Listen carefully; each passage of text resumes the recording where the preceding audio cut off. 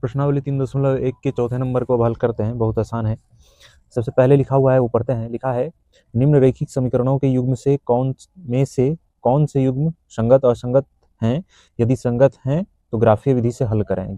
सबसे पहले हम एक नंबर के प्रश्न को चेक करते हैं कि संगत है या असंगत है, उसके बाद हल करेंगे। तो एक नंबर के प्रश्न में है x + y = 5। तो यदि इस 5 को हम इधर ले आएँ तो ये हो जाएगा x + y - 5 = 0, समीकरण 1।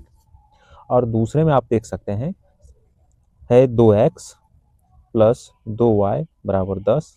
यदि इस 10 को हम इधर ले आएँ बराबर के, तो ये हो जाएगा 2x + 2y - का 10 = 0। ये हो जाएगा समीकरण सेकंड। ऐसे आगे हल करते हैं। तो अब हम देख पाते हैं कि यहाँ पर a का मान 1 है, यहाँ पर a1 का मान 1 है, b1 का मान 1 है और c1 का मान -5 है। तो हम सबसे पहले संगत और असंगत जांचते हैं। तो a1/a2 निकाल लेते हैं। तो a1/a2 निकालने के लिए यहाँ देख पा रहे होंगे कि इसके गुणांक में कुछ नहीं है तो 1 है। तो a1 का मान 1 है बटा, और a2 का मान यहाँ पर 2 है, क्योंकि दूसरे समीकरण के x के गुणांक में 2 है। उसके बाद b1/b2 निकालते हैं। तो b1/b2 जब निकालते हैं तो b1 यहाँ y का गुणांक 1 है और b2 का गुणांक यहाँ पर 2 है। तो अब c1/c2 भी निकालना होगा।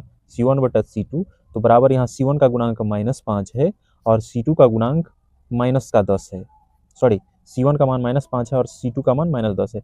तो माइनस से माइनस कट गया, 5 से एक बार में, 5 से 2 बार में। तो यह भी आ चुका है 1/2, क्योंकि यहाँ पर आ चुका है a1/a2 बराबर b1/b2 बराबर c1/c2। और जब ऐसा हो तो रेखाएं कैसा होती है? तो संपाती रेखा होती है, संपाती रेखा। और यदि ये संपाती है तो संगत है। और संपाती रेखा का मतलब है कि यदि कोई रेखा इसे जा रहा है, इसी पर दूसरी रेखा भी खिंच जाए तो उसे संपाती रेखा कहते हैं। तो आइए इसका हल करते हैं। तो हल करने से सबसे पहले हमें निर्देशांक निकालने होंगे दोनों समीकरणों के। हम सबसे पहले निर्देशांक ज्ञात कर लेते हैं।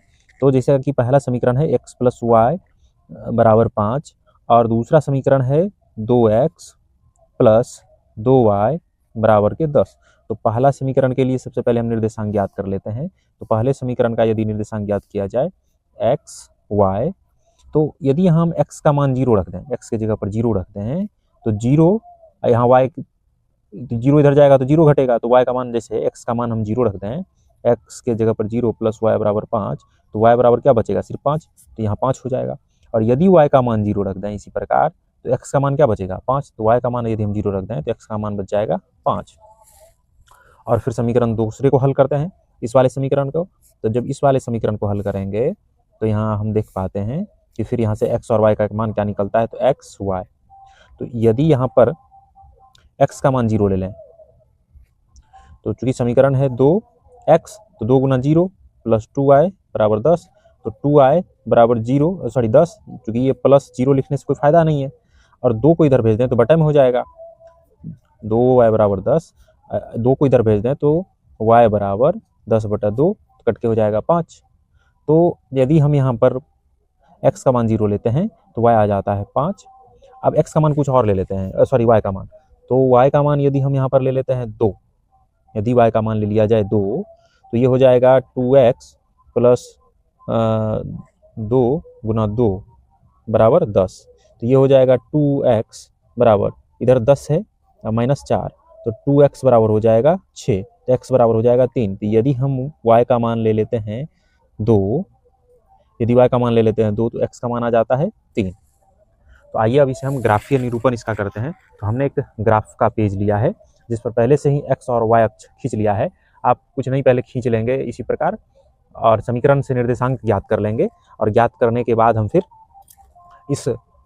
इसकी मदद से आराम से ग्राफ खींच लेंगे। तो सबसे पहले आप देखेंगे कि पहले समीकरण के लिए जो निर्देशांक हैं वो है 0 और 5, और दूसरे के लिए है 5 और 0। तो आसानी से हम हल कर सकते हैं। सबसे पहले 0, x में 0 और y में 5 चलते हैं। तो x में 0 यानी इधर तो चलना नहीं है, y में 5 चलते हैं। तो 1 2 3 4 5 यहाँ आ गया। यह है x में 0 और y में 5।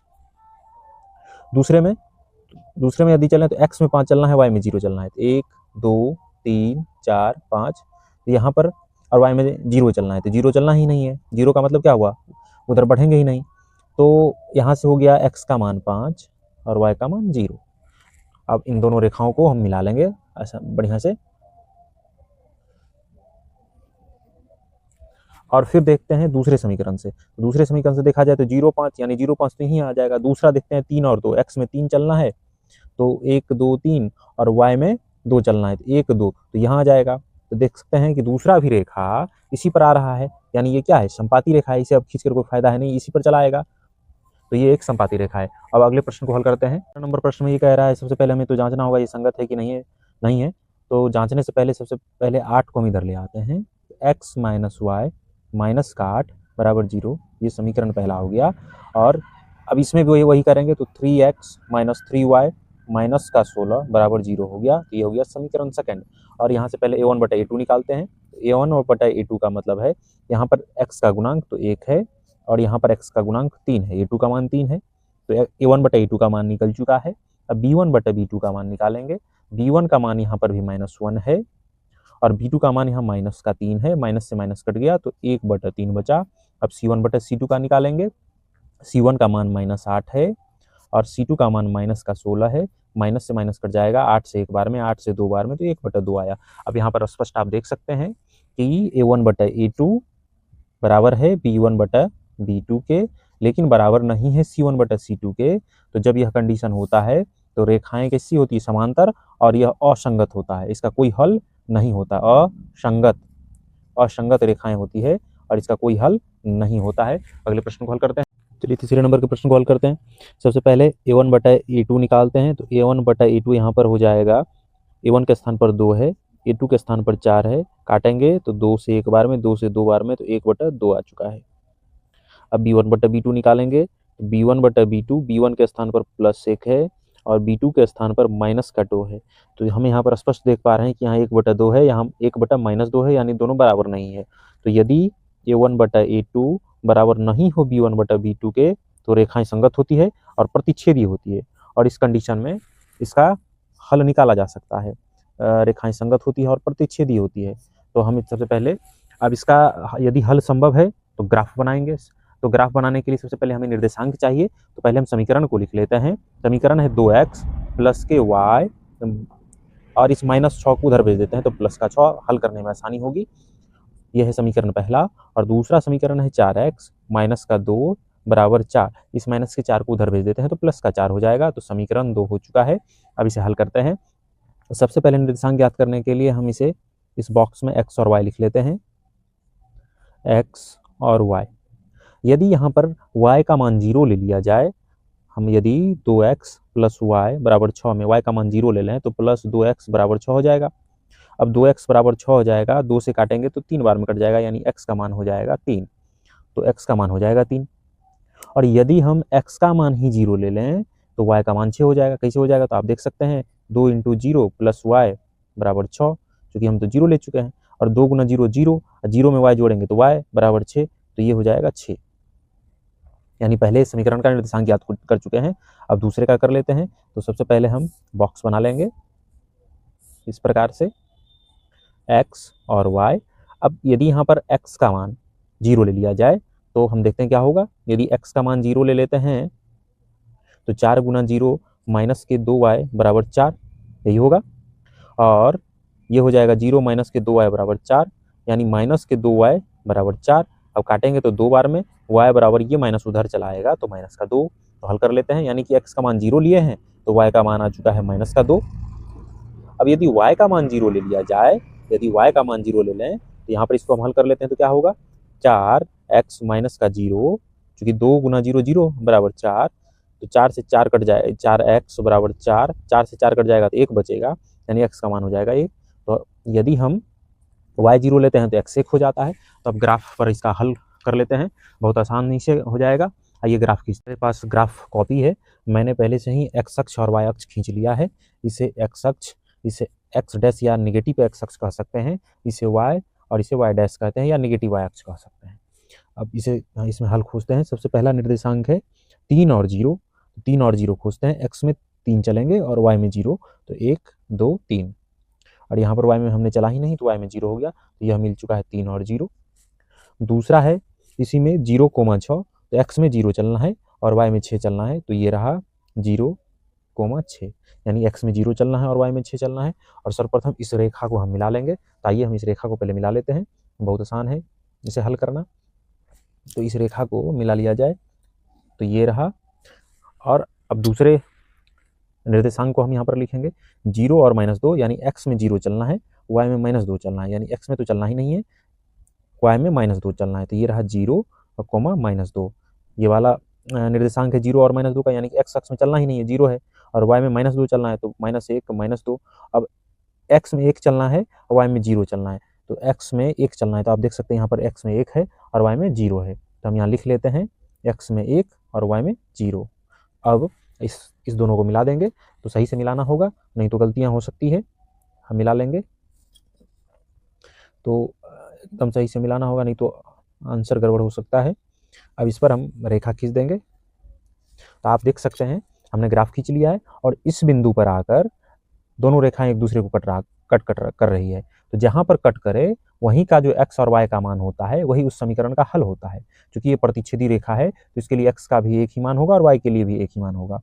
अब देखेंगे तो x में यहाँ पर इसका मान 2 है, अब देख सकते हैं x में 1 2 और y में भी 2 है, तो हम यहाँ लिख लेंगे 2,2, यानी x का मान है 2 और y का भी मान है 2। आइए अब अगले प्रश्न को हल करते हैं। आइए 14 नंबर के प्रश्न को हल करते हैं।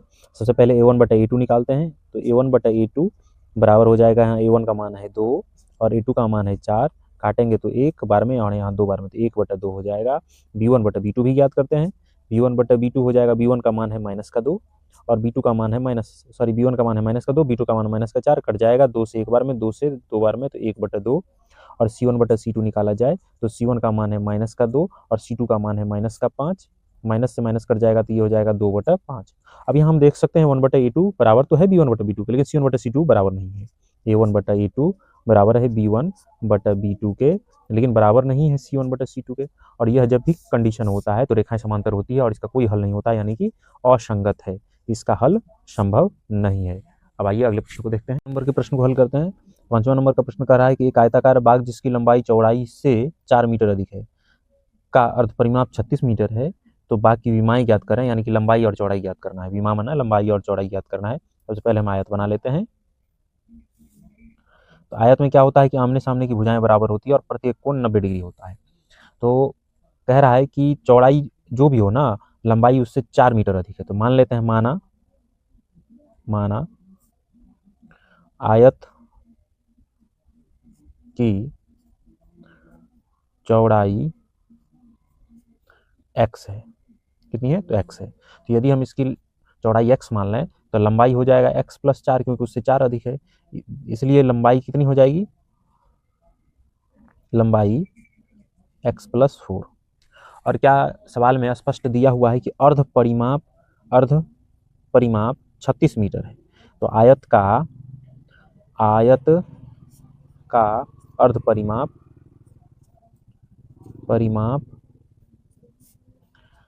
क्या होता है, तो देखते हैं। सबसे पहले परिमाप होता है 2 गुना लंबाई जोड़ चौड़ाई, और अर्ध परिमाप का मतलब हुआ उसका आधा। ये परिमाप है तो इसका आधा कर दें तो अर्ध परिमाप हो जाएगा। और यहाँ से यदि हम इस 2 और इस 2 को काट दें तो परिमाप सिर्फ बचा है हमारे पास लंबाई जोड़ चौड़ाई। अब देखेंगे आयत का अर्ध परिमाप यहाँ तो दिया हुआ है, तो हम लिख देंगे 36। तो 36 बराबर लंबाई जोड़ चौड़ाई। लंबाई कितनी है? तो लंबाई है x + 4, देख सकते हैं, और चौड़ाई है x। तो इसे आगे हल कर लेते हैं। तो ये हो गया 36 बराबर x + x 2x + 4।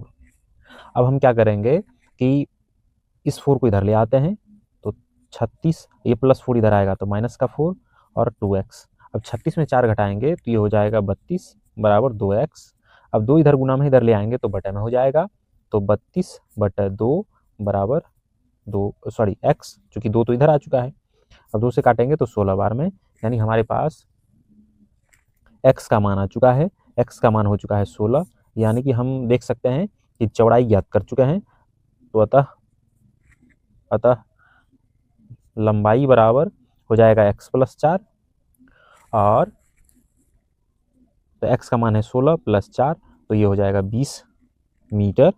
और चौड़ाई चूंकि आ चुका है, यही क्या है? चौड़ाई का मान। चौड़ाई आ चुका है हमारे पास 16 और लंबाई आ चुका है हमारे पास 20 मीटर। तो यही था हमारे प्रश्न का हल।